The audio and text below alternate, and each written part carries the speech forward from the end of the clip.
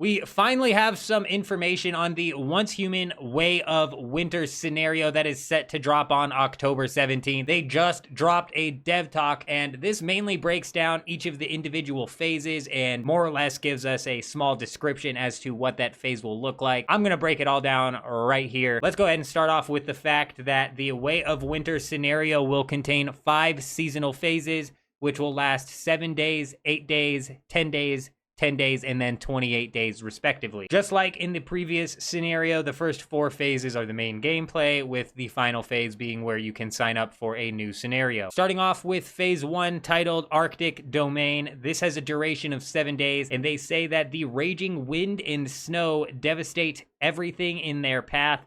Prepare yourself to survive in the extreme environment of the snowy realm. We're gonna have all the regular things like public crisis events, cargo conquest, securement silos all being available, but they also point out that Venya Fjord and Onyx Tundra are going to be available. I'm assuming that they are talking about portions of the map here, meaning that inside of Scenario 2, we will finally be venturing out of the original map and into the next portion of that map. Well, let's go ahead and move on into phase 2, called Scattered Ash. The description here reads, lava flows and surges, and the scorching air carries away all hope.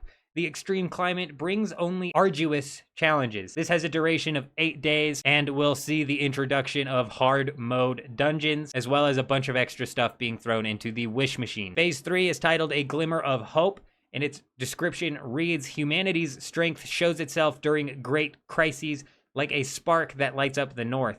You must work with other metas in order to build a home. This has a duration of 10 days, with pro mode dungeons coming out, and again, some extra stuff being thrown into the wish machine prize pool. Finally, we have phase 4, the end of ice and fire. It says, deep in the snowy mists, giants of ice and fire begin to rise, shaking the earth. The north shall soon be enveloped in the shadow of annihilation.